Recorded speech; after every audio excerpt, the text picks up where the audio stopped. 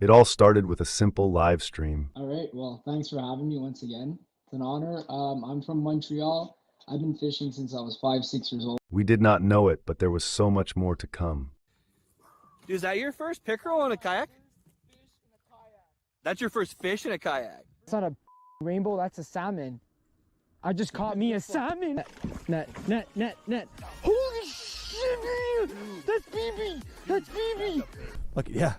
We doubled up on that shit, dude. Look at that. That's awesome, dude. And then, like with any good friendship, the trash talk began. We gotta move.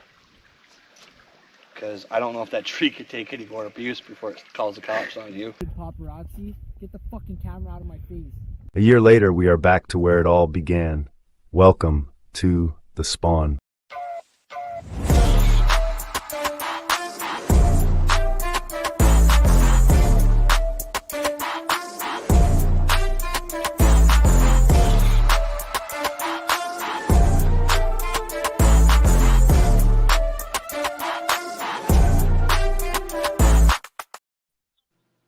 That Well, was and- amazing. So, guys, for those of you who are just joining in, I did not let Bear see that intro until we got in here. So, for those who aren't familiar, the Spawn podcast started roughly a year ago, and it actually wasn't called the Spawn. Didn't even have a name at the time, and it was actually just me being bored, getting on here trying to get guests. So I go on Facebook and I randomly start asking people who wants to come talk about fishing on the internet. And before long, I picked up a Canadian that wanted to come on and talk, and we have been talking fishing, and he hasn't been able to get rid of me since. Pretty much. Sums it up. No, that intro was crazy, man. I remember like the first time. There it is. There Forgot it my is. hat. Free merch for my boy. That's crazy. No, the first time I came on the podcast, I was so nervous. I'm like, oh man, this guy's an experienced fisherman. Like the only type of fishing I had done last year was bank fishing, bro. Right. So like, and like urban bank fishing too. So in terms of like the country and that, all I did was like some streams and that, but I'd never been to like secluded lakes, and now I have much more experience. But man, the plans that we have are pretty intense. So. Dude, I was tinkering with my kayak today. I actually went out there and screwed with it this morning, actually when I got home. And it's so much cleaner than it was, like, not even like dirt and like disorganized wise, but like I had so much shit that I like added throughout the season to try to like be more rods and more stuff and all this other stuff. And I just couldn't like, I don't know how to word it. Like, I just had too much shit going on in that kayak. Yeah. So, like, I got it way more organized. You guys will actually see a video on that very soon, but I'm adding some accessories. I don't want to give away too much, but there's a lot more organization. You've seen photos and stuff. But you know what's crazy, dude? So I was looking through my library because I wanted to find stuff for that intro. Dude, I've done 46 of these. 46? And that's not counting ones that I didn't stream on my channel. Yeah. Well, like, I've been on a couple other people's channels, and I've been on like Mainstream Fishing's channel. If you technically want to talk podcasts, I've been on Bobby's a couple times. That's Bobby Roast Beef from Jigs and Bakes. Check out his podcast if you guys haven't already. And like American Angler, a lot of times I jump on there. And speaking of American Angler, somebody has officially joined the team, and we'll have some videos over there. There's going to be more information about that throughout the year, guys, because I got some plans on me personally. I can't speak for Bear because he literally signed up today, but I'm going to be doing some exclusive content or like early pre-release stuff that's going to hit there first. So some of my videos are going to hit over there earlier than they do on YouTube, just to kind of get some people over there and watching. There's some pretty good content creators over there. Bass and Beer is over there. You got this freaking Canadian guy that signed up today that's probably going to put a bunch of jumbo perch videos up there at some point. Oh, yeah. And there's a bunch of guys that are starting to sign up. It's kind of a cool little venture, but it's going to have some, I don't know if you saw, he's going to have like, there's some pay-per-view-y kind of stuff where he can actually, like, you can go in. It's almost like Netflix. So he can click on your channel and then you can search your videos and then they can choose which ones they want to see. Yeah. Or they can just pretty watch cool. the feed that comes through. So, I just feel like I'm on TV fishing, so it's good enough. dude, wait till you see it on Roku. My wife Yeah. came in the other day. I was screwing around. I just wanted to see if he'd put up the new videos. And I wanted a Roku and I was looking at the app. And she goes, "What the fuck are you watching?" And I'm like, "My favorite YouTuber." And she's like, "You're such an ass," because I was watching my own videos. But hey, it's fun. It's it's an interesting place to be because you get a lot of like people who wouldn't like do YouTube. So you actually get a lot of people that may not discover you because they're not actively on YouTube all the time. Mm-hmm. And that's what kind of gets you a little bit more exposure. But you were saying big plans. So do we want to say what our plan with the whole monthly thing is, or do we want to wait? Yeah, I'm not about secrets, so you could say it. Okay. So to be honest, this one surprised me. It really did, because I did not expect you to want to do this. So Wait, stop there. Why? because of your fishing style. So the reason why I thought that is because you're more, You mean I skunk you? Is that what you mean? not even that. Like, you actually, that's honestly why I agreed to do it, because let's be honest, when we fish together, if one of us is sucking, the other one usually isn't. Yeah. It's very rare that like both of us are having stellar days, but at least one of us is usually catching and the other one's failing. You know Because what I we're mean? so different that we just kind of meet in the middle and end up having like a good day. Yeah. No matter I what. mean, look at that day on Waterbury. Like I refused to use the Ned rig until you beat my face in with it, and then I was like, okay, yeah, I need to go All get right. the Ned rig. You need a Ned rig, yeah. And so what we're getting at, guys, is that barefishin reached out to me and said, "Hey, I see that there's a tournament trail that's going to be starting in Vermont. That's a team trail." And he hasn't done any kayak tournaments at all, so he's not super experienced in this, and wanted to get into it. So we decided to team up this year. So now I'm going to say tentatively, because officially the trail hasn't gotten the permits it needs and it hasn't officially kicked off until April is when the actual tournaments are in.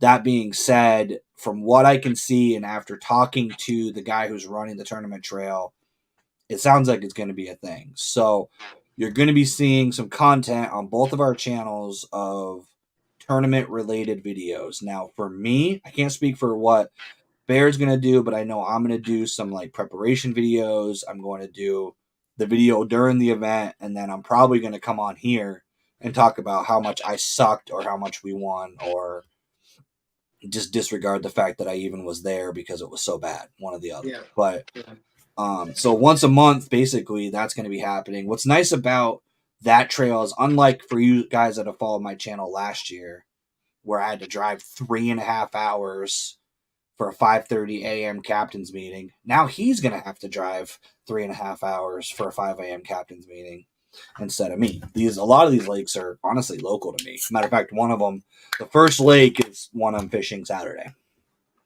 Yeah, you can stop it at that, eh? No, what I'm gonna do like a tournament series on my YouTube. Yep. Just make it a playlist. Preparation, just preparing like my bait boxes, like things I could take out quickly. Yeah. Like if you guys go check out my videos, or if you ever watch them, I'm so simple. Like Mike. Like I literally I can have 3 lures in my tackle box for a certain time of year, and that's all I'm throwing. But I think that's actually an advantage for tournaments. I think that's an advantage though, because what happens to me, someone who brings 5 or 6 3,700 boxes with me in the water, is sometimes I complicate the tournament too much. So I go and I think I need to do this, this, and this because this is what's supposed to happen. But then if I don't get a bite or I don't have a fish in the first couple of hours, I spin out and then I start kind of digging through all this crap. Whereas like you are more like, I know this works and I'm going to throw this jerk bait or I'm going to throw this Ned rig because I've caught up-teen fish on it doing this exact same thing in this exact same scenario, and eventually it's going to work. So you have like the confidence that it's going to work, whereas I tend to spin out like, no, this isn't working, I need to change. And it's like, I think that's why when we fish together, that it's a good balance, and I think that's why the team aspect is going to work out, because I'm going to probably find something that's weird that might be working because I'm doing so many different things, but you may find the thing that gets us the 5 minimums that we need. So those of you who haven't done a kayak tournament or any type of tournament like this, basically it's the 5 fish. It's done by length, not by weight in a kayak tournament. And essentially you have 5 fish, and that's your pool of fish. And then if you catch a bigger fish than those 5, you replace the smallest fish. That's the same. That's the same even for a team, though. It works 5 between the 2 of us. It's 5. So okay. There's some logistics that go with that. But basically, for the sake of the explanation here, you pretty much are going to use one account that you submit the fish through. So I'm going to sign up for the trail as the team captain or whatever the hell it's called. Gotcha. And then we're basically going to create a I'm not going to use my main account that I use for other tournaments. I'm going to create like a Bear Outdoors, whatever. I'm going to create a user specifically for us to use for that tournament trail. And then that way we both have access to it, because I got to talk to I know the guy that actually runs Turniacs, and I want to reach out to him to see. I think we can both log in at the same time on our that would be key. Another thing is, though, like with Vermont, bro, some of these lakes you won't even have reception. Like I won't even be able to log my fish. You'd be surprised. Live. Yeah, You'd be surprised. There's some that are close enough, like, bro. Every one of those lakes we can. Really? So it's only the lakes we fish together. The first one? Yeah, none. I'm not going to give out any information because some of these lakes are like the Lake X. But the first one, you can do it right by the ramp. There's always service there. Good enough. Yeah, I ain't going by the ramp back and forth, though. No, there's the only one, and I don't really care because I don't really give a shit about this one. Elmore might be tricky.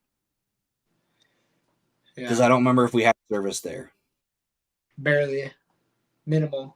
Because I don't think I even had service there when we were ice fishing there. On the right side of the ramp, we had.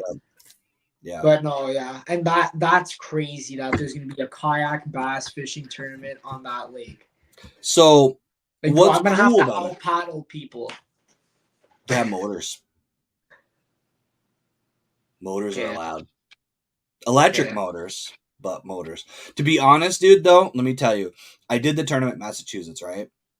I was fishing against guys with XI3s, spot lock trolling motors on their kayaks. It doesn't really matter. If you do your homework and you know where you need to fish and you get to where you need to get, it does the only thing the motor really does for you is get you there a little bit faster. But you still are there for 6 or 8 hours. So, exactly. Like, cool, you're there faster, but I'm still going to come fish my way up. What time can you stop fishing these lakes at? So, most of them, and I don't know how he's going to run his. So, there's some differences in between the rules, because the director makes the rules. There's not like a standard rule set that he has to follow, so he can choose. But most of the tournaments that you find like that are 6 a.m. till 3 p.m. So what they'll usually do is they'll do a 6 to 3 or 6 to 2, depending on the body of water. And then they do an hour-long weigh-in. Now, what that weigh-in is they give you an hour to go find service in case you couldn't submit all your fish. So one of the tricks that I'm going to teach you when we get out on the water is you take a picture of the fish, like in your thing. Take a couple pictures, and then take a picture of like your foot or the pedal drive or the side of the kayak. And then you take the next pictures of your next fish. So you have a divider so you can tell what fish was what. And then that way, when you go to submit them, if you do have to submit them later, because there is a mode on there that's like low res mode where you can at least get them submitted.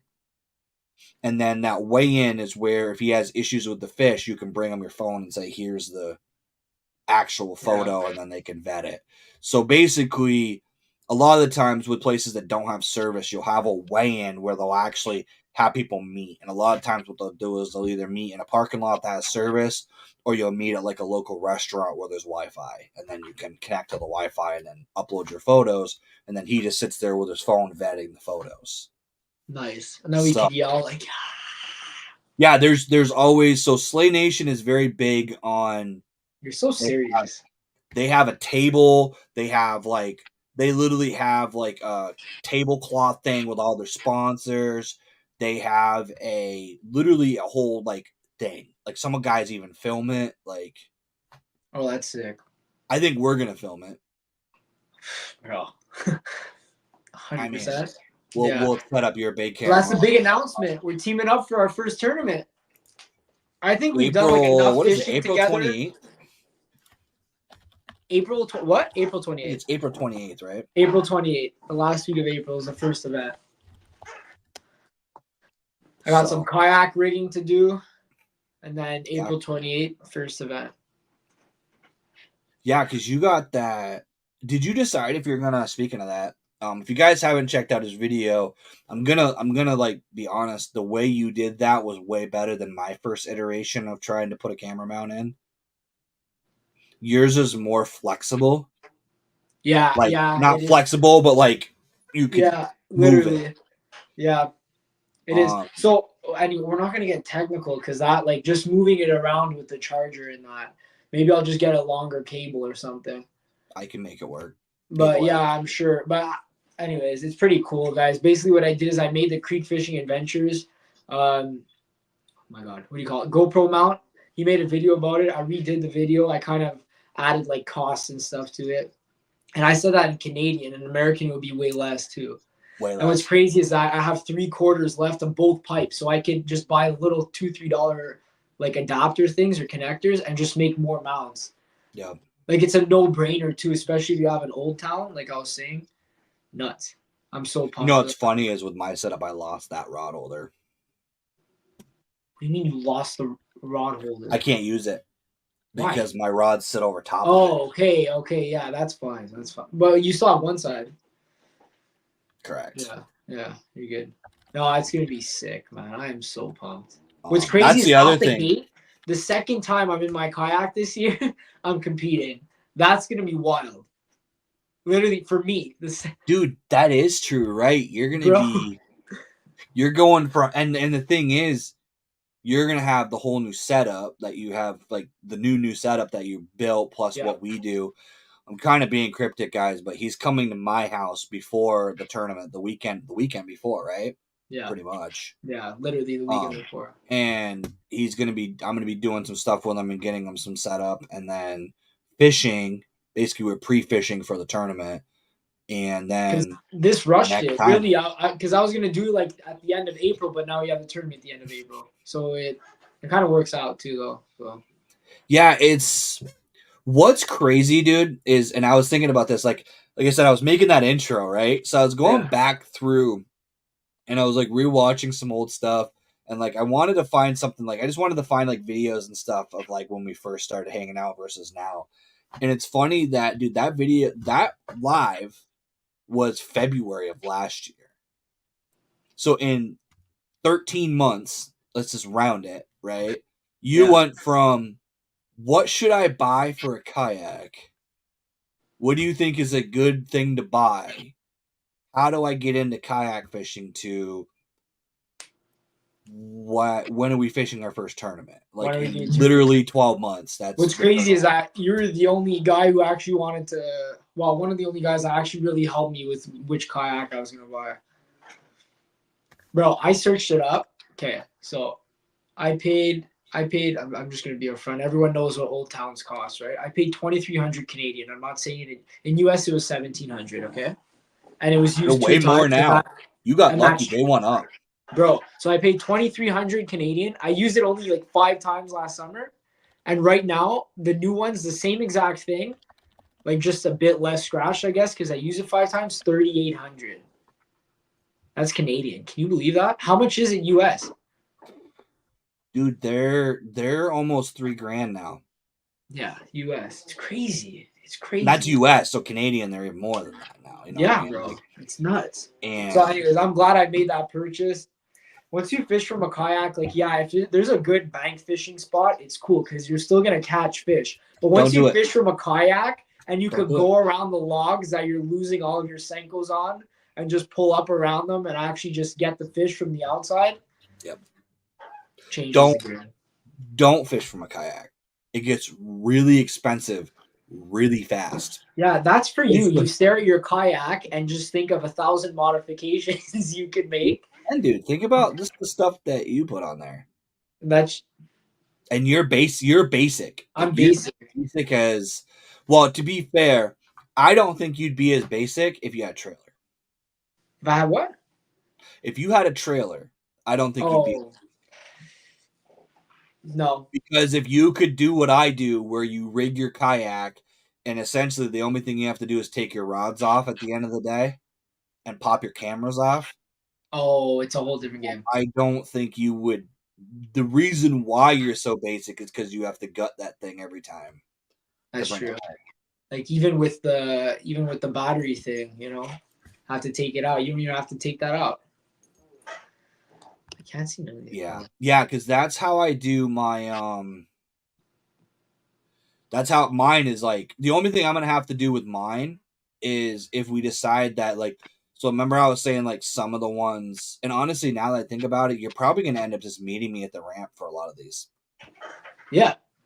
Because like the ones that are local to me, you could come down early, throw your stuff on my trailer, and then we could just ride one vehicle. But a lot of them are close enough to my house that it might be better just to go and set up there. Like the only one that might be helpful is the one close to New Hampshire. Yeah. Yeah. But even bro, what you have to meet at 5:30 at the ramp? There I'm gonna meet you at the. That's crazy. I'm gonna have to leave at like 2 a.m. That's why I'm thinking you might be better off just coming here, spending the night. But we'll work Yeah. those logistics out. But Yeah. for those of We got work you to who, do. for those of you who just joined, if you haven't seen any of the 3 ice fishing videos, was that 2 or 3? 2, 3. 2. 3. Technically 3 if you count the Yeah. other one. Yeah. The 3 ice fishing videos, a bunch of collaboration, the Real Men of Genius short that blew up and for some reason made me famous, the auger drilling hole video that completely blew up my channel. We have been, what you guys don't see is the pretty much constant. I think I talk to barefishin more than I do my wife some weeks at this point. Because he's one of the few people that actually knows content and fishing, which is a hard combination to find. So, if you guys have just joined, he's kind of like my unofficial YouTube partner. We even considered starting a channel together, but we're both selfish and want the views all to ourselves, so we're not going to do that right off. But More you, but if you guys have any questions about, how much it sucks to live in Canada and why he moved to Vermont and get away from all the stupid crap up there, but bro, you're gonna get me censored. My camera's gonna turn off by itself. customs are going to be like, listen, that walleye you brought across the border, Yeah. we're going to talk about that. Actually, last time I came back, I'm like, oh no, I didn't bring any fish. The guy's like, you seriously think I believe that? He's like, yeah, you came home with a cooler full of perch and walleye the last time, so. And then he's like, watch you don't hit a deer on your way home. I'm like, oh, all right. That is awesome. That's awesome. funny, Thanks. dude. Great welcome back to into my homeland, though. That is funny, dude. Yeah. So now that's the question: is have you kayak fished in Canada at all, or not really? No. Because it's not worth even traveling it all the way up there. I don't want to bring the shit that's in our water into your lakes. Don't start. Don't start saying that some of your lakes are dirty. Yeah, I get there's algae, but it's not this dirty. This is actually bacteria. Fair enough. No, I'm kidding. I actually don't know about that. Scientists actually came out, biologists said that you can actually eat the fish a couple of years ago. Some fish, bro. It's like once every couple months. Like you can't be. Dude, most of our lakes are like, Yeah, I know. they actually put during all that flooding, they actually put, so there's like a website. The fishing game actually posts what's edible, Yeah. like how much you can eat safely, and they Right. actually put bass on the do not eat list last year Damn. because Good for us. there was so much runoff and stuff from, there's fucking docks and cars and dumpsters and shit floating down Champlain because of all that flooding we had. Yeah. Oh, that's Champlain though. The smaller lakes you could still probably. Yeah.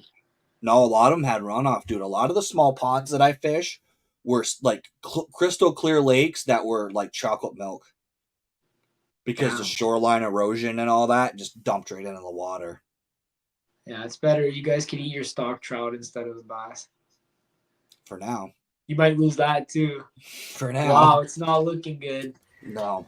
No. That Salisbury hatchery. That's actually probably going to be a podcast topic at some point, is that hatchery, because I know there's a lot of people in Vermont that are very concerned about that hatchery. Oh yeah. Yeah, so now I have some gift cards for like Cabela's up here, which is like our Bass Pro Shops. Yeah. I think I'm gonna get a new spinning combo. I have 2 bait casters now. A couple spinning. Ooh. Got 2 bait casters. Oh my goodness. Is that crazy or what? Bro, see, like, oh my goodness, you have 8. Who cares? Or you're throwing 8 baits? Yeah. 10 baits at the same time. The current configuration of my kayak would allow for me to bring 9. I'm debating on adding a 10th rod holder. And what? More things to hook on your back cast. Well, so what it is, and this is something that you'll learn, kind of getting back,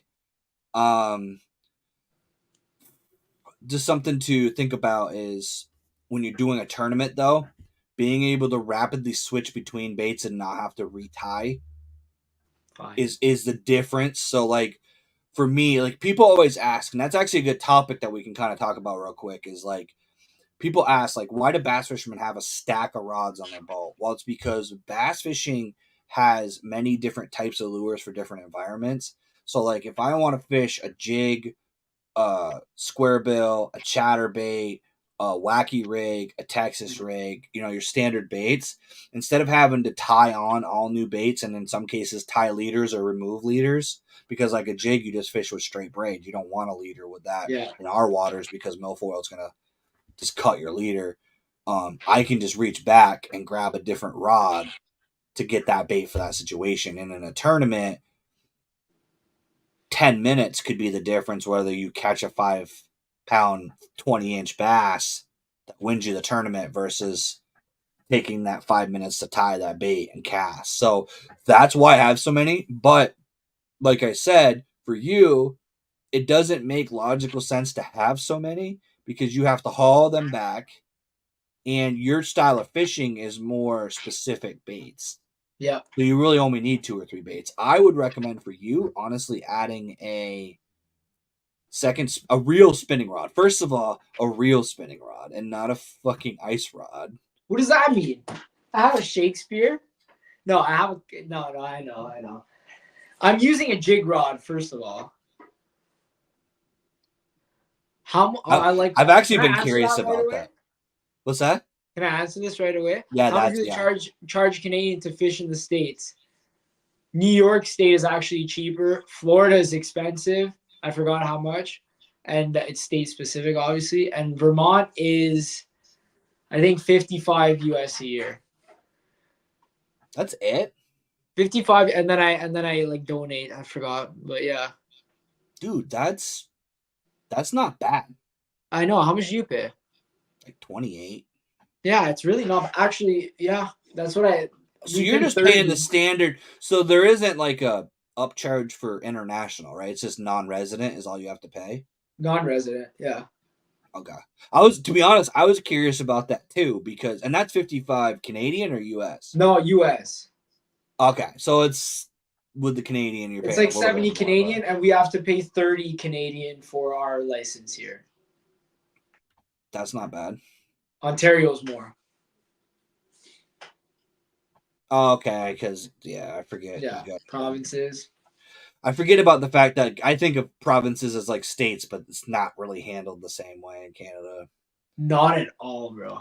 No, Not it's at all all. different. Like Plus, when you Quebec's say Ontario, I think of the lake, which is New York to me, because I fish the New York side of Ontario, which we're gonna do at some point. How much is the New York license? I think it's like 50. Okay, so it's Non-resident, so the same fee for you. So the cool thing about New York licenses, though, is New York licenses are 12 month, not like Vermont license ends December 31st, regardless of when you buy it. right. They may have changed it, but I'm pretty sure that's when it runs to. But the New York license, like I bought mine last year in August, so my license is good till this August. That's how it works for actually no. Canada, it's March. March something. Yeah. Yeah, I can't remember. And anybody in the chat that's from Vermont, so our boy Kent's in the chat actually. No way. Yeah, he's down there. He's in the chat right now.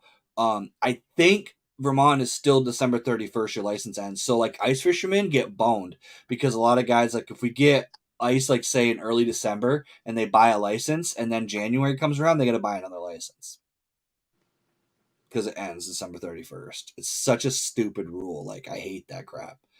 The New York license, of all the licenses that you buy for out of state, New York is probably the most valuable.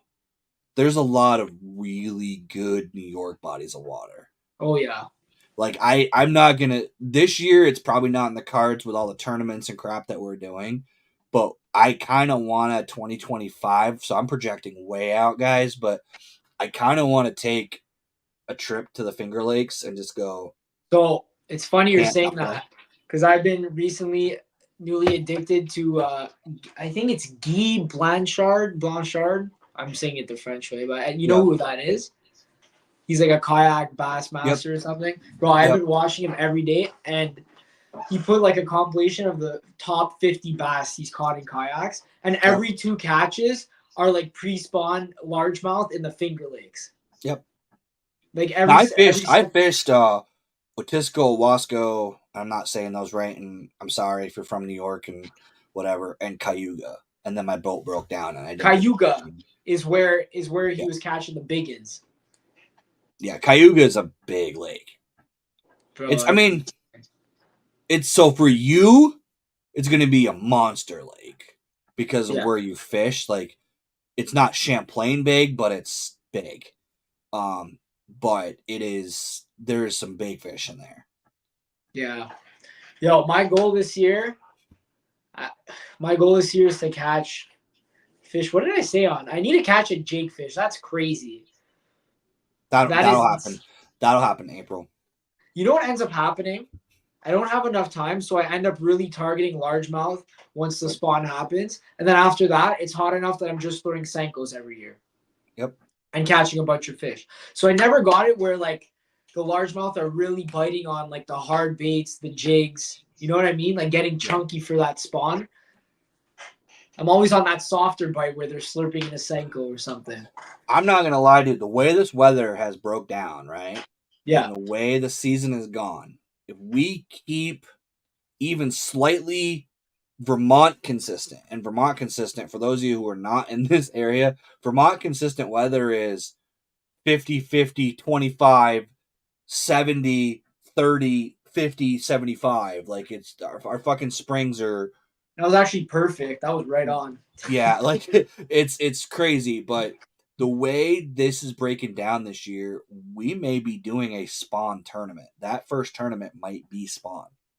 Don't get me excited like that. Because last year I was fishing that same lake and there was fish on beds in the second week of May. Right. And we're earlier this year. Like we weren't ice out in the first week of March like we are this year. No way.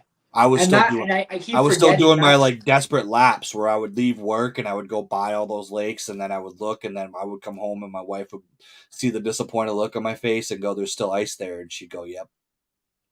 That's what's crazy though. Now it's 6 weeks away, and ice is already out. Yep. And if it's not getting colder, it's only gonna get warmer, right? We don't know how much, but which was cool. If you guys haven't checked that out, go check out his podcast with the biologist. That was Yeah, insane. Shan. Where Yeah, he dude, that spoke dude's about smart. where we had that question about the spawn, and he's like, it's when it gets what was he saying, 55 to 65 in that He range. said 50 degrees begins the spawn, and then like 55 is like when they go to spawn, Yeah. basically. So And that's the fact, universal. Like I always thought that was like different, but it makes sense. Like, but that's my thing. Okay, so I guess that's why that happens in like early March in places like Texas, right? because they go down to like, they probably go down to like, water temps get down to like, Alex was saying today, I was watching Alex Rudd's video, right? And he's in Tennessee. So they're not southern, but they are southern. Like they still get some cold. And he said he has lakes by him that are 46 right now. now. Okay. Like, granted, I don't know when he recorded the video, so that video could be from a month ago. But so say that's a recent video, right? They're at 46. We had ice a week ago, so our water's maybe 38, 40 max. Max. And that's like your smaller ponds, and like Champlain's probably sun 35. out, like sun out 40. Yeah. Yeah. So, you know, they're getting close to spawn temperatures where we just got to the point where we can actually fish. Like, yeah, honestly, I'm fishing this weekend regardless. If it gets really cold the rest of the weekend and I have to go out there with my spud bar and break ice to get my kayak on the water, I'm doing it. I don't care because I'm going fishing. But now you got your bibs. Dude, that's going to be a nice feature. That's one thing for those of you who are stupid like me that want to go out and fish this cold water. Do it smartly. Get yourself some float bibs. Get yourself a wetsuit if you want to, or a dry suit. You know, wear your life jacket and do it right. But that's going to be the confidence that I have. Is my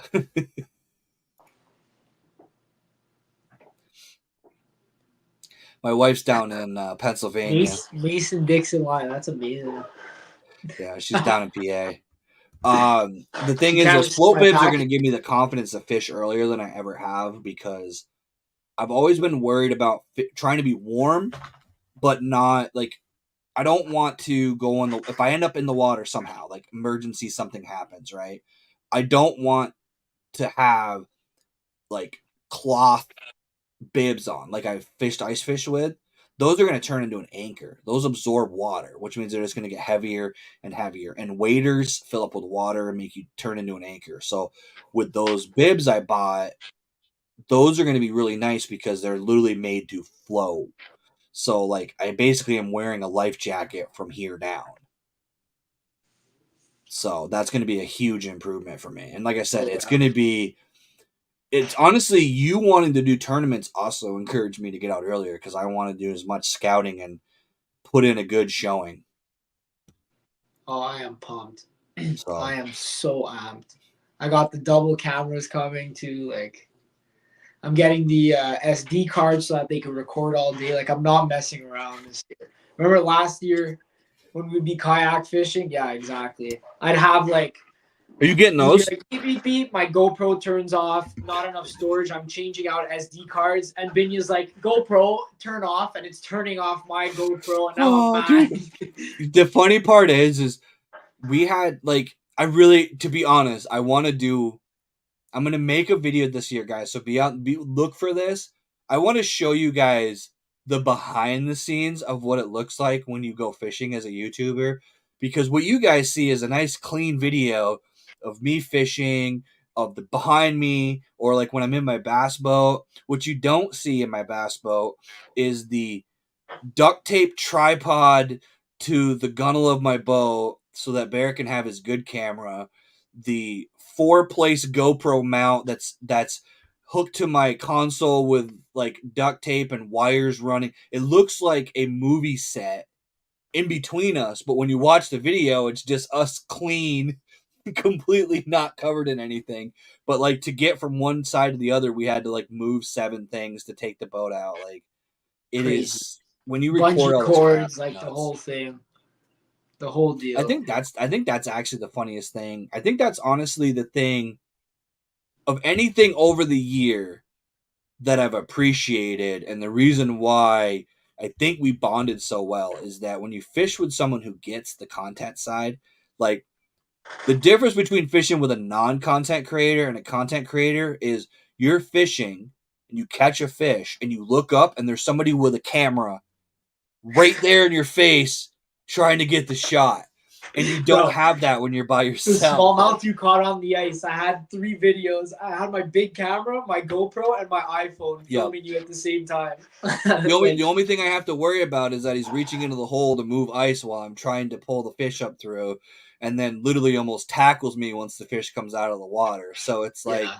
Oh man. but it's like that's what's cool about the whole like collaboration thing is like it's a habit at this point. Like when we fish together, it's like I got to fish, and you'll see like videos where like I'm just like pulling my phone out because I'm immediately wanting to. I don't even think about the fact that we're both thinking about making content. Like when we go there, like we know the drill. Like we're here to have fun, catch fish, and whatever comes out of it in terms of a video, we're gonna put whatever we can.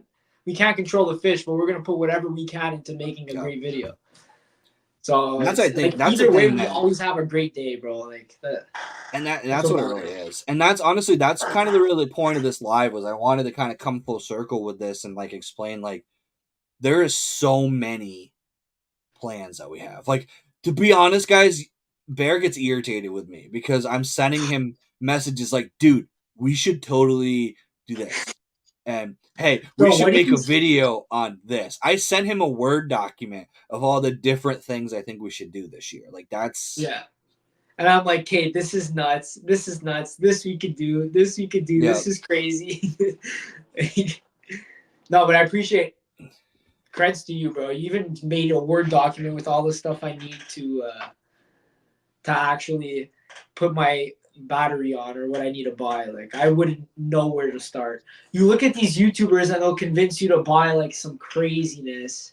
You know, you're breaking the bank where you could, with what you told me to buy, I can buy a bait caster with it and it still won't equate to how much that one thing would cost me if I was watching someone on YouTube. And it's because you've done it. You've done it like 1,000 times. So I read that, by the way. We're definitely doing that the night before our second meetup. I gotta look into that. Mike. So Memorial Day weekend, I'm gonna probably do it anyways. Okay, yeah. So here's the thing: is I gotta look at the rules because there's pre-fishing rules, and I think if we sleep there, they might throw a fit. Yeah. Because we're there, so I gotta talk to the tournament director. Yeah. And honestly, guys, this tournament director that I keep mentioning, I'm bringing him on for an episode probably very soon to talk about the trail and kind of promote it. So stay tuned because he's going to come on here and talk about stuff. But there's definitely going to be some camp outs. I kind of want to do some of that stuff. And as far as what you were saying when it comes to the kayak stuff, like for me, YouTube is not a financial thing. Like everybody has this like, I'm going to be the next Mr. Beast. That's not why I do this. I'm not rich by any means. If you guys could see the actual room that I'm in right now, you would think that I'm rich because of all the baits in here, but this is a 8 to 5 paycheck, didn't eat dinner that week so I could buy a new bass rod mentality. But what I'm trying to say is this whole channel, this whole collaboration between me and Bear is really to show you guys that you can do this on a budget. And I want to teach people how to do it so that you don't spend stupid money on an expensive rod that you don't need. You don't buy the freaking expensive bait casting reel that you don't need. They're nice. I'm not saying don't buy them. I'm saying if you can't afford it, or there's a difference between buying one reel or 2 or 3 reels, or buying one reel and upgrading your kayak to make everything more efficient, there's other ways to do things. And like Bear was talking about wanting to do a certain upgrade on his kayak that I'm not trying to divulge too much on in case he wants to keep it a secret for his video. But ultimately, as a YouTuber, one of the biggest battles that we have is how to position your cameras, how to keep your cameras running all day, and not have to, because when you can just not worry about the cameras, it makes it way more fun to fish. When you're constantly having to screw with the cameras and mess with stuff, it makes making content. And that's the balance of like the reason why we do this. And for me, it's like you're in the moment, you're there with nature, and you're doing what you love, which in my case is fishing. Filming it and being able to capture that day and share it with people is a plus, right? But when that consumes you to a point where you don't end up enjoying it because you're messing around with cameras, that's the part that's annoying. And that's the part that this year I wanted to overcome because, like I said, we're going to be fishing way more together on kayaks, and I'm going to be doing obviously way more kayak fishing. So I don't want to be messing around with that all summer and losing time and focus off the present moment because I'm dealing with that.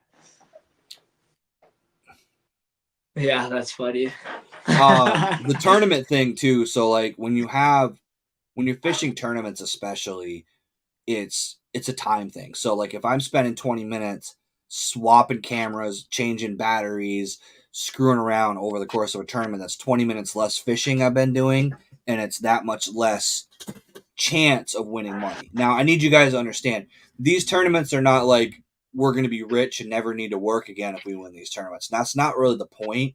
The point is to learn and put our skill sets against other anglers. That's really what it is the tournament world is about. In the kayak world, there's some big tournaments that I'm going to be doing one in the Susquehanna that's a little bit bigger, but the Slay Nation tournament we're doing is really about challenging yourself. And that's what I was saying earlier is I wasn't sure. I didn't even ask you about doing it as a team because I figured you were more still like, you literally went from in 13 months, what kayak should I buy? How do I fish from a kayak?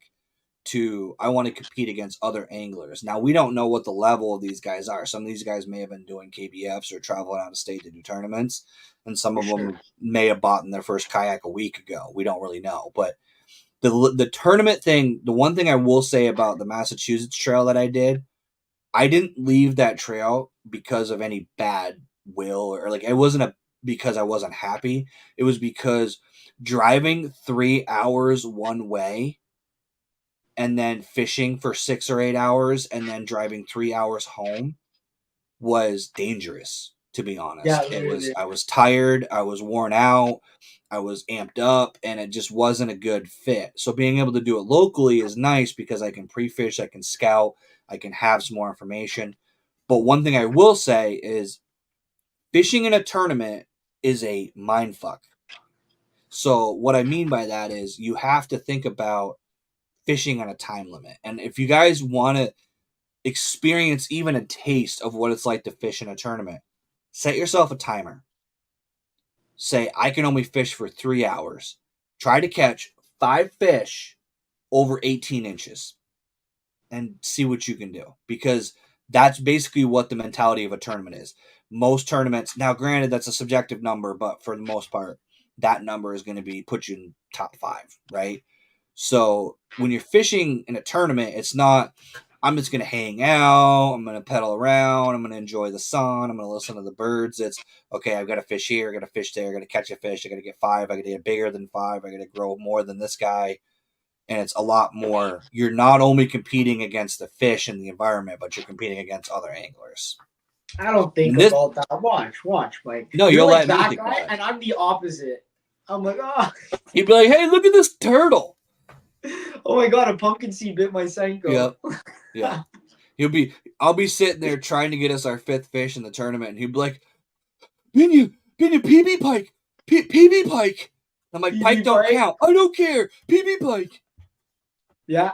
And you'll stop, film it, take a photo of it. Yeah. No, but the 3 hours driving there, that's why the night before, your local stuff, I need to stay near your place because there's no way. That's what I'm gonna say, guys. And what that's gonna do is it's gonna result in some content because, to be honest, guys, depending on what time he comes down, we may do live streams when he gets down here, talk about that stuff. There's gonna be a lot of stuff that we do that's just gonna be videos. And if you guys want specific content too, like if you want technique, or because what I really want to try to do, one of the things I had pitched was like a specific technique, but then like I talk about how I fish it versus how you fish it, because how I fish an Ed rig is different than how you fish an Ed rig. How I fish a wacky rig, like you don't even really use a wacky rig. Like I don't think I've ever seen you fish a wacky rig. Yeah. You Texas rig or Ned rig, basically. When did I use? You know when I use a wacky rig? When we did the like tournament, me v you. Okay. Yep. But I like to use a 4-inch. Like you'll never see me using a 5 or Yeah. 6-inch Senko. When you're doing a wacky rig, you're almost better off with that smaller profile. To be honest, a lot of times it's a better fit. Yeah, like you're not going to use these long worms like you're in Texas. Like it's rare that you're going to see. You can, but a largemouth is not going to pick up that big piece of plastic. I'm sorry. Call me crazy. Call me crazy. See, this is a good example of what I mean. Like, if you have different bait options, this is a perfect example. Like, right on cue. Like, if you guys are looking for certain types of content, sometimes it's good to go back and forth, because I may have an entire. And that's actually, I think, what has made me a better angler last year was fishing with you and making content. It wasn't only making me better at content because I was watching you do things filming wise, but also like I hate to say it, and I don't want to admit it because I don't like giving you any credit at all, but 60% of my fish last year were caught on a Ned rig. Yep. I only picked up the Ned rig because I went fucking fishing with you on Waterbury, and you caught 35 rock bass in a row. Like, I wish we had counted the casts, because I don't think there was very many casts in between those either. Like, it was like every freaking cast you came back with a rock bass, and then you caught a smallmouth, and then you caught a crappie, and then you caught all these fish on the Ned rig, and I hadn't caught a fucking fish yet. And I was like, screw it. And I put on a Ned rig and immediately caught a dink smallmouth, but still, and then the next weekend it's pouring. You're in your thing, and you're sending me pictures like this with freaking huge small 5-pounders like that I'm catching on a freaking Ned rig. And it encouraged me to do it because I saw you do it. It's one thing to be like, I guess in your head, and this is something that you probably actually have even more than I do. So, like, where you're fishing, right? In my head, Ned rig don't work. Don't even bother. I'm not going to buy it. Doesn't work here. The way the weather and the conditions and the bottom contour, it's just not going to work here, right? Locked it away in my head. Not going to use it. Yeah. Then I'm fishing 10 feet away from you. The same shoreline. And you're coming behind me, so I'm even the first one to come through. So I'm the first one to present something to those fish. And I'm casting all the baits that work, and nothing's working, and you're coming behind me and cleaning up all those fish with the Ned rig. And that opened my eyes to, oh, maybe a Ned rig does work here. Like, I didn't have that mentality, but having something like the jerkbait, dude, I wouldn't have thrown the jerkbait where you did that day you caught the salmon. Yeah. That's not somewhere you would normally throw a jerkbait. That's not conditions that you would want to normally throw that. And you know what's crazy? This is the crazy part about fishing. For me, that's the best condition you could throw a jerkbait. Yeah. And that's, if you look at the book, that's not, you don't throw a jerkbait in, what was that? Like, we were probably in 6-8 feet of water with 5.5 feet of grass. Like, there was like maybe a foot of grass underneath the water. Now, granted, there was open water on the other side of it, but you were throwing it over top of a grass flat and working. And that was, and I think, what was that, a Rapala? What were you throwing? What was that bait? It was there's an X-Wrap, Rapala X-Wrap. Okay. And what's crazy is that the reason I threw it is because aggressive smallmouth, the way they're behaving at that place that day, is exactly how they behave in like early summer, like May, at this canal that I fish locally here in Montreal. And it's literally that crystal blue water, which is weird. and you have like this much space between the like the top of the water and the weeds, and you just throw it at the edge, and because that's where all the bait fish are finally coming in because the vegetation's growing, they just smoke them all day long. So it's kind of like these patterns that you end up forming. Like for you and a jig, I have no pattern with a jig in my head. Yeah. So I wouldn't, because there's not many places around Montreal that you to throw it. So it's like there's no pattern. So when I see something, I can't make a correlation to a pattern. There's nothing there.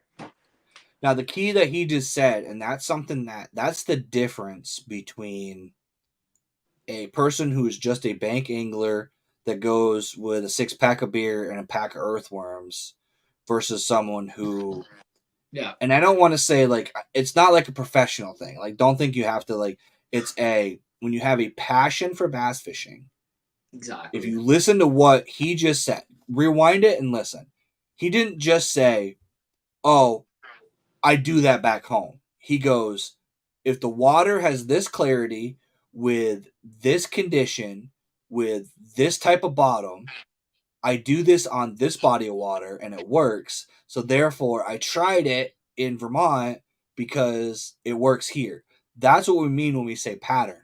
The bottom has 4 feet of water with submergent grass, with blue water. And I noticed the way the fish behavior was very similar to fish behavior that I've seen somewhere else. Like having that database in your head and being able, and that's honestly what they talk about when you listen to like Bass Masters. Like if you listen to like Mercer's podcast and guys that talk about how professional bass fishermen have that other gear, that's what they're talking about. They're talking about when you catch a fish, don't just catch a fish. Record what's going on. Where are you on the water? How deep are you on the water? What's the weather? What's the wind? Like as much detail as you can record in your brain, because the next time you catch a fish, if it's the pattern is the same or 2 or 3 of those elements are the same, you now know, okay, maybe it was the bait, maybe it was the situation, maybe it was the water, maybe it was shit luck. But then you catch another fish and you go, okay, there was no tree this time, but there was still grass, there was still wind, and I'm using the same bait. So now you've eliminated something, and then eventually you can replicate that across the water. When you're doing a tournament, it's the same thing. You just need to do that faster because you don't have all day. You don't have an unlimited timeline. Right. You have to catch those fish in a window. Yeah. And what's cool for me is that like at least I got some experience last year at lakes in Vermont. So I'll take whatever lakes I have experience with here in Montreal and like put that together with the Vermont ones and just think of stuff like on the water as we're going as what I can use and where to use it. I'm so well, and I think that's going to be. I think from a content standpoint, I think the viewers. I'm excited about it from the content, like being able to make a video for people, but I really think the viewers are going to benefit the most because of this fact. Even when we're fishing, which you guys don't hear on the video a lot of times, and I realized I just had the realization that I kind of fucked up, to be honest, and didn't put this in. But there's a lot of time where like me and Bear are sitting in the boat going, okay, over there's a point and it has an inside turn, and if we look at the map, it looks like it's 8 feet of water. We had fish early. Like we're bouncing ideas back and forth the whole time we're on the water. Like how many times have you been fishing and be like, hey, I just caught a fish with a black and blue on wood. Like we yell it back and forth and we don't even think about the fact that we're like we're both working the pattern. What's crazy if we do that on is camera. There's never once that we've been out together and we both started the day using the same thing and we're both catching fish. No, never. It's never happened. Which is cool because at least if we're gonna be 2 people doing it, like we could. Oh man. And that's really my tournament strategy. Honestly, my tournament strategy is to.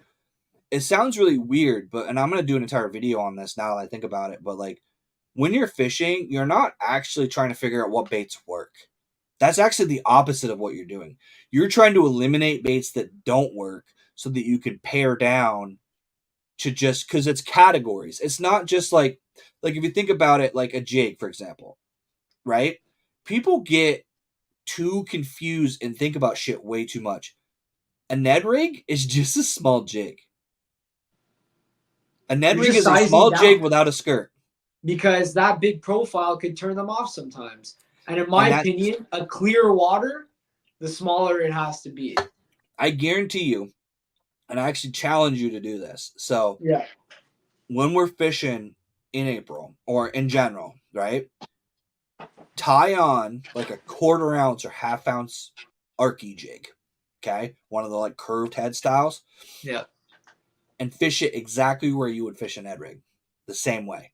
Don't change anything other than the bait and the trailer, obviously. But like that's literally the thing. Like that's why I picked up Ned rig fishing so fast, because it's just small jig fishing. Like the other thing is like people get hung up on like a swim jig is just a bigger profile paddle tail swim bait. It's just got a skirt. Same deal. Same A deal. crankbait, a lipless crankbait, and a basically like a blade bait. A lot of those are the same thing. Like a lot of the baits are really in the same category. It's really like a just spinner isolating bait. down what they want. Yeah. Yeah, yeah. You're kind of like with something like that, you know you're doing it for the rattle sound too. You want those waves pushing so that these fish can hear it, which is important in the spring. In my opinion, like in the spring, that's what I'm going for. I'm trying to catch the moving fish or the reaction fish. Yep. See something bigger and they're just gonna attack it. The biggest thing is get the fish to tell you what they want. So like being in a team, it's good because you fish, you're fishing in Ned rig. You're more of a finesse fisherman as a general rule. Like you're Yeah. more about like the pared down finesse fishing. You want to pick apart. Like I don't know how many times, guys, and it's again. I wish you guys could follow us in a boat and watch us fish together, because I'll be literally halfway across the lake and look back and Bear's still fishing the same fucking tree that he caught a rock bass on 20 minutes ago, because he's going to cast and cast and cast. And to be honest, sometimes it's effective and sometimes it's not, but there's more often than not one of us figures something out and then we share that information.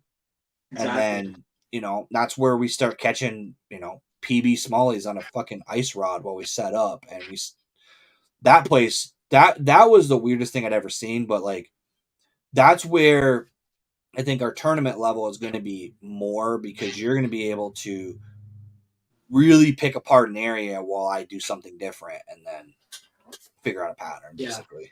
Yeah.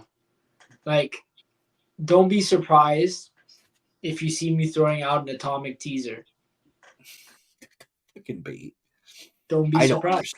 I don't understand that bait. I don't even know how you land smallmouth with that bait. In chocolate milk water in Montreal, I catch 4-pounders every May on that lure. And that's a crappie lure, isn't it, technically?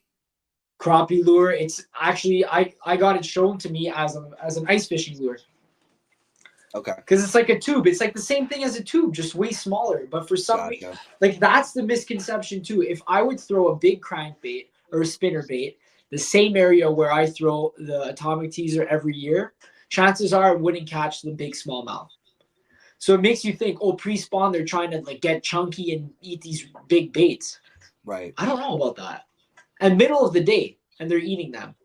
So it's like, is it middle of the day? You guys could see this thing. I'm not even kidding you. It's like, oh yeah, yeah. It's tiny. That's why it's important to try everything, because.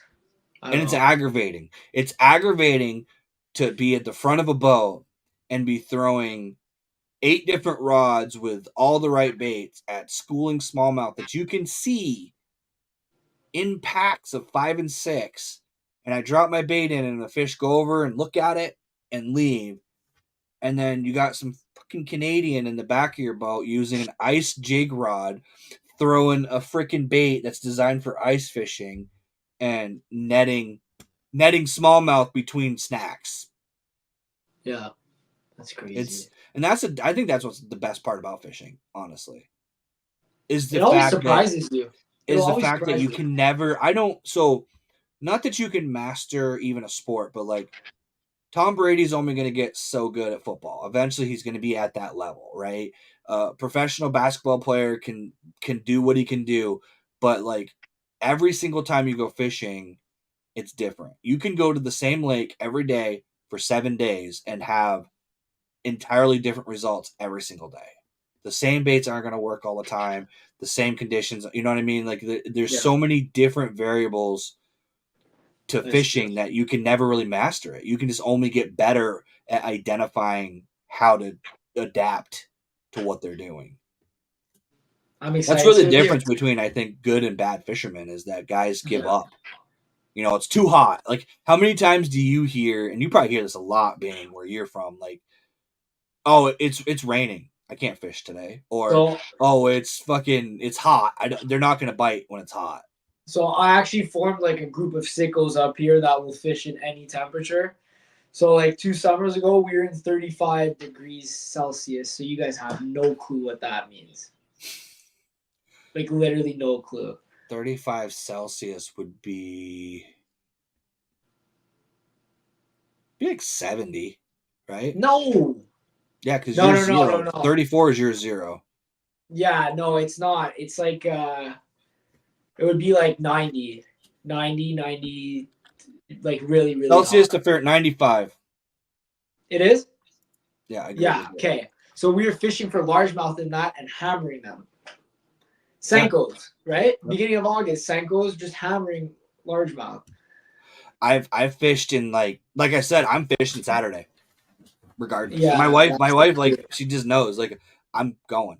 Like it could be pouring rain, it could be windy as hell. That's the thing about, I think, to be honest, you made me feel guilty about like talking about moving out of Vermont because like I am kind of spoiled in the sense of like I live within an hour of so many different bodies of water that I'm at the point now where if I wake up in the morning and the wind is a north wind and it's 30-mile-an-hour gusts, I know a lake that I can fish that's not going to affect that lake because of the way the mountains are.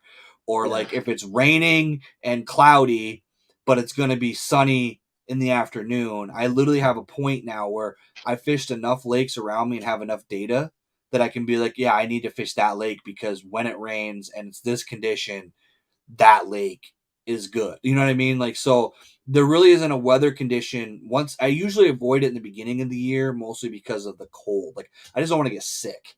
It's not because I'm afraid to fish in it. It's because I don't want to get sick when it's 40 degrees and then snowing. But at the same time, like the extreme conditions, I think actually sometimes help you catch fish. Yeah. Because those fish get whacked out when the weather is messed up. And they actually, some of the big ones will make mistakes when the weather is bad. Because I think, honestly, they just assume, like, not that they're that smart, but I think, like, they're not getting fishing pressure. Because there's not that many people out. So they're more likely to bite a bait because they're not hearing 10 boats and kayaks and people swimming and jumping in the water. And So I actually have a question for you. That first lake we're going to, does it have smallmouth? no. Figured. Nope. That's all right. Schedule. I don't think many of them do, to be honest. Yeah, I know. Because the first one doesn't. I forget what's the second one. Yeah, But no. I'll have to look. I'll have to go over that with you. I know one of them does. The second one is the June one does. The camp out, yeah. That one does. That's both. No, I know this is gonna be so cool. It's gonna challenge me so much. A lake that only has largemouth is like impossible to find around Montreal. So pre-spawn largemouth do not have much experience. I caught like 2 on crankbaits. That's all I got under my belt. Yeah. That's it. Yeah, I've actually never caught a largemouth on a jerkbait. I've only caught one largemouth. I've only caught one fish on a jerkbait. Well, I've only caught one fish on a jerkbait doing the proper jerkbait technique. Yeah, I know. I'm confident with crankbaits, jerkbaits, spinnerbaits, swim jigs too, because I fish it like a Ned. Yeah. But yeah, I'm so pumped. All right, guys. So we're going on like an hour, and this dude is. I can see his antsiness. I've worked with him enough on the water that I can see the antsiness building up. He's got to make some more jumbo perch shorts to push out. Shorts. You guys won't be seeing as many shorts anymore on my channel. So. Yeah, we're gonna be cutting those down. So yeah, I'm probably gonna end the live stream right here, guys. I want to thank everyone who came in here. At one point, Bear can't see the totals, but at one point we had 35 of you hanging out with us. Damn. So that was really awesome. For those of you who follow me, you definitely need to follow his channel for 2 reasons. 1, because I've actually learned a lot. So if you like my channel, his is very similar. 2, there's going to be a lot of collab videos where I'm actually doing some stuff this year. One of the things I want to do, and he doesn't even know this yet, is I'm actually going to not include some stuff about our collabs in my video. And I want you guys to watch it on his video instead. Because there is some times where there is stuff that I don't get a good shot of that he does, and I kind of try to force it, and I'm not going to do that anymore. So you guys will want to watch both channels because there's going to be content in both videos that you're probably not going to see on the other video. But yeah, guys, be very, very, very diligent about watching content because we're going to have a lot of collabs. We're going to have a lot of videos. We may do some more of these lives at times and maybe even just, to be honest, pop-up lives where we're just like, hey, we got an hour. But follow his channel if you haven't already because, like I said, I'm going to have content. If you guys haven't checked out the American Angler Outdoors, he's going to have content on there. I already have content on there. I saw Off the Hook in here earlier in the chat. He's got content on there. There's a lot of good creators on there that are putting out really good stuff. And honestly, if you don't want to pull out your phone, you can go check it out on Roku. You can go watch it right from your living room. You don't need your phone. You don't need an app. You can just watch it on the same device that you're watching your Netflix stuff on. So, guys, check that out as well. And, yeah, American Angler Outdoors is actually in the chat right now. So Bear's channel is up, running, and there's videos. Like I said in the beginning of the podcast, I'm going to be putting some exclusive stuff up there. Maybe some of our collaborations will be just up there first before we release them on the main channel. But I'm going to end the live stream right here, guys. I want to thank you guys for coming along with us, and stay tuned because we're going to have a great year. Thank you for having me, Mike.